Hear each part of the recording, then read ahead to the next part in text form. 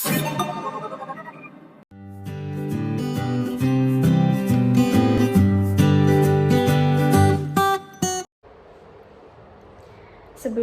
bismillahirrahmanirrahim. Assalamualaikum warahmatullahi wabarakatuh.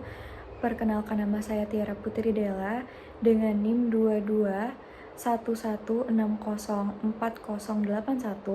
program studi anestesiologi dari kelas A dengan mata kuliah kemanusiaan dan keimanan.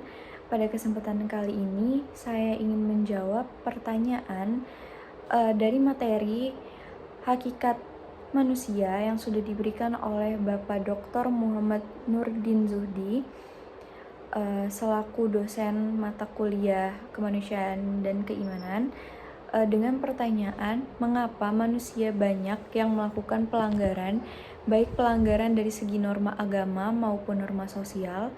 Lalu, bagaimanakah cara mengatasi agar manusia kembali kepada hakikat manusia? Sebutkan langkah-langkahnya.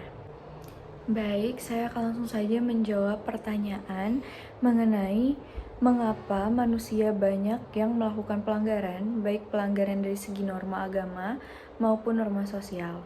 Jadi kita akan bahas satu persatu. Sebelumnya, manusia itu mempunyai 3 ketentuan. Yang pertama itu ada al-bashar, yaitu manusia dalam arti fisik biologis.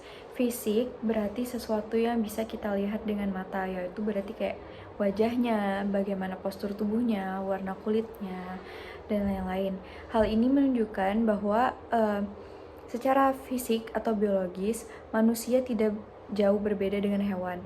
Sama-sama bisa kita lihat bagaimana bentuknya. Keduanya sama-sama makan, sama-sama minum, tidur, sakit, dan juga mati. Nah, lalu yang kedua itu ada al-nas, yaitu manusia dalam arti makhluk sosial, saling bergantung, saling menghormati, dan saling menghargai satu sama lain. Nah, konsep ini benar-benar menjelaskan dan menegaskan bahwa kita itu berbeda dengan hewan. Kenapa? Karena kita sebagai manusia diciptakan oleh Tuhan untuk saling mengenal satu sama lain, untuk saling bersilaturahmi satu sama lain, untuk saling menghormati dan menghargai satu sama lain, karena kita sebagai makhluk sosial yang berarti membutuhkan antara yang satu dengan yang lainnya. Nah, dan yang terakhir itu ada al-insan, yaitu manusia dalam arti makhluk yang berakal atau ahsani taqwim, makhluk yang bisa membedakan baik dan buruk, perintah dan larangan, halal dan haram. Dan konsep ini juga menegaskan dan memperjelas bahwa manusia itu adalah yang terbaik dan yang paling pilihan di antara makhluk-makhluk lainnya.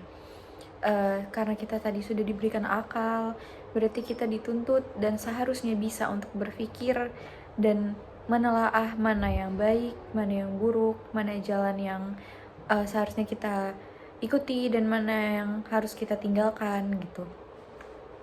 Lalu kembali ke pertanyaan yang tadi, mengapa manusia banyak yang melakukan pelanggaran? Karena manusia itu sendiri tidak tahu dan tidak paham, tidak menyadari hakikat manusia. Mereka cenderung tidak mengedepankan diri mereka dan tidak menghormati satu sama lain. Jadi mereka bergerak secara individu dan tidak peduli tentang keadaan sekitarnya. Sehingga pelanggaran ini pun ada yang dari segi norma agama dan juga segi norma sosial. Di sini mereka juga tidak memiliki kesadaran dalam diri mereka tentang apa dan hal yang mereka lakukan itu. Nah, baik pelanggaran dari norma agama, masih sering kita jumpai di luar sana orang-orang yang tidak menaati norma yang berlaku. Padahal apabila melanggar, masyarakat atau orang-orang bisa saja dikenakan sanksi. Contoh umumnya atau yang biasa kita jumpai di luar sana itu masih banyak orang-orang yang menunda untuk melaksanakan ibadah gitu dengan berbagai macam alasan. Ada yang bilang mereka lagi sibuk lah, tidak sempat, kecapean, 5 menit lagi. Padahal ibadah itu pun dilakukan hanya sebentar, cuma 5 menit, nggak juga menyita waktu yang banyak gitu. dan masih banyak alasan-alasan lainnya. Lalu yang selanjutnya, masih banyak juga orang di luar sana padahal udah tahu kalau hal tersebut tidak boleh dilakukan, tidak boleh dikonsumsi, atau tidak boleh diikuti, tapi masih saja diikuti. Contohnya seperti minum-minuman keras, atau clubbing yang semacamnya, yang sebenarnya perlahan-lahan bisa saja merusak norma dan hal-hal baik yang ada di diri kita. Nah, dan contoh terakhir yang bisa saya berikan itu masih banyak orang-orang yang bersembunyi di balik kata open-minded. Mereka bersembunyi di balik kata open-minded saat mereka mengkritisi, saat mereka menilai, saat mereka mungkin menjudge orang, itu di balik kata-kata open-minded. Sehingga open-minded ini dimaknai sebagian besar oleh pengguna sosial media ataupun orang-orang sebagai golongan orang-orang yang sering mengolok-olok agama, merendahkan budaya-budaya nenek moyang tidak rasional, maupun suka melanggar batasan nilai dan norma. Padahal ini salahnya si orang tersebut gitu, si para pelaku yang sok menganggap dirinya itu open-minded gitu, sehingga makna open-minded itu akhirnya dianggap jadi buruk. Nah, berkaitan dengan norma sosial juga masih sangat disayangkan. Di luar sana juga masih banyak orang-orang yang tidak memiliki kesadaran dalam dirinya, tidak menggunakan akal sehatnya dengan baik, dan malah mengedepankan hal-hal yang tidak perlu, sehingga akhirnya terjadi hal-hal yang tidak diinginkan seperti tawuran, pembunuhan, bunuh diri, pemerkosaan, dan banyak hal-hal lainnya yang tidak baik. Hal-hal seperti ini bisa terjadi karena mereka tidak menggunakan akalnya untuk berpikir. Mereka hanya mengikuti nafsu, mengikuti keinginan dan ambisi mereka semata, sehingga akhirnya merugikan diri mereka sendiri dan orang lain. Semoga kita tidak termasuk orang-orang yang seperti itu ya teman-teman.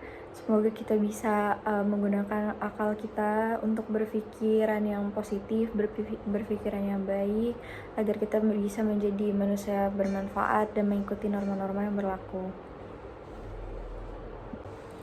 Lalu bagaimana sih cara mengatasi agar manusia kembali kepada hakikat manusia? Nah, semua hal yang terjadi, perbuatan yang dilakukan itu pasti selalu saja ada penyebabnya dan tidak datang dengan sendirinya. Kalau saja kita sudah menelaah baik-baik yang ada di dalam diri, memeriksa setiap kekurangan yang ada dalam diri, maka saya rasa tidak mungkin terjadi hal yang tidak kita inginkan. Sebelum kita menilai orang lain, terutama kekurangan yang dimilikinya, maka kewajiban kita untuk melihat ke dalam diri kita sendiri. Dan manusia itu juga mempunyai kekuatan batin, berpikiran yang tinggi, maka sudah selayaknya tidak ada hal yang tidak dapat kita ketahui.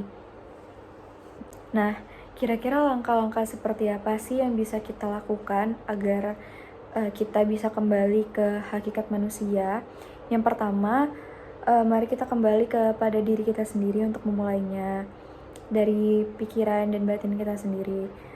Kita juga harus meneliti dan memahami apa itu hakikat manusia yang sebenarnya, bagaimana cara kerjanya, dan bagaimana cara pengaplikasiannya.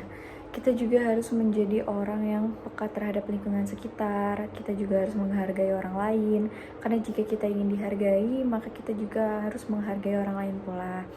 Demikianlah pembahasan saya terkait dengan hakikat manusia. Lebih dan kurangnya saya mohon maaf, dan kepada Allah saya mohon ampun. Wabillahi taufiq wal hidayah. Wassalamualaikum warahmatullahi wabarakatuh.